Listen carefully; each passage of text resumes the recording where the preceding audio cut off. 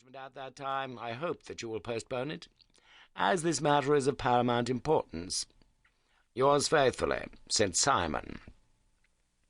It is dated from Grosvenor Mansions, written with a quill pen, and the noble lord has had the misfortune to get a smear of ink upon the outer side of his right little finger, remarked Holmes as he folded up the epistle. He says 4 o'clock. It is 3 now. He'll be here in an hour. Then I have just time, with your assistance, to get clear upon the subject. Turn over those papers and arrange the extracts in their order of time, while I take a glance as to who our client is. He picked a red-covered volume from a line of books of reference beside the mantelpiece. Here he is, said he, sitting down and flattening it out upon his knee. Lord Robert Walsingham de Vere St. Simon, second son of the Duke of Balmoral.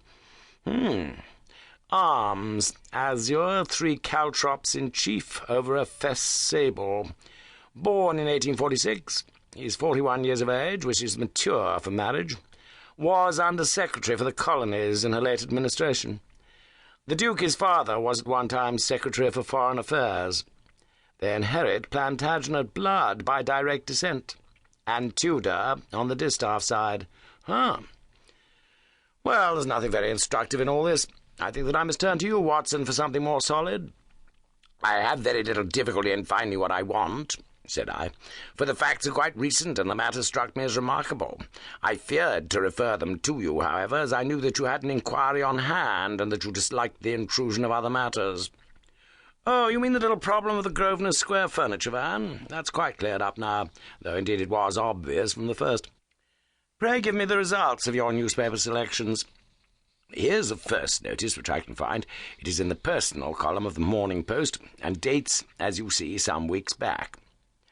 A marriage has been arranged, it says, and will, if rumour is correct, very shortly take place between Lord Robert St. Simon, second son of the Duke of Balmoral, and Miss Hattie Doran, the only daughter of Aloysius Doran, Esquire, of San Francisco, Cal, USA.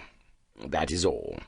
Terse, and to the point, remarked Holmes, stretching his long, thin legs towards the fire. There was a paragraph amplifying this in one of the society papers of the same week. Here it is. There will soon be a call for protection in the marriage market, for the present free trade principle appears to tell heavily against our home product. One by one, the management of the noble houses of Great Britain is passing into the hands of our fair cousins from across the Atlantic. An important addition has been made during the last week to the list of the prizes which have been borne away by these charming invaders. Lord St. Simon, who has shown himself for over 20 years proof against the little god's arrows, has now definitely announced his approaching marriage with Miss Hattie Doran, the fascinating daughter of a California millionaire. Miss Doran, whose graceful figure and striking face attracted much attention at the Westbury House festivities, is an only child, and it is currently reported that her dowry will run to considerably over the 6 figures, with expectancies for the future.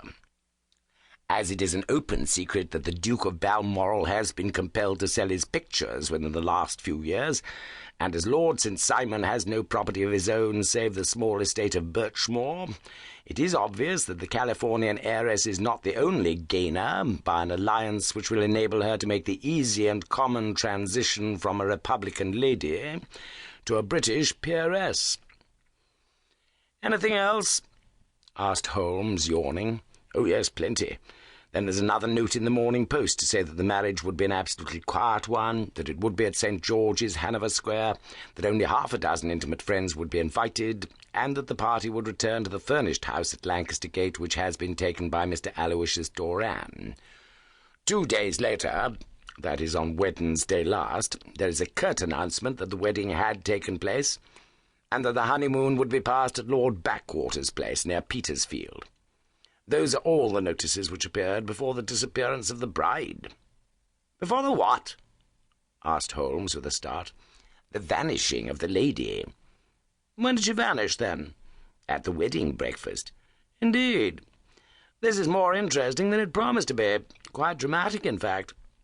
"Yes, it struck me as being a little out of the common." "They often vanish before the ceremony, and occasionally during the honeymoon, but I cannot call to mind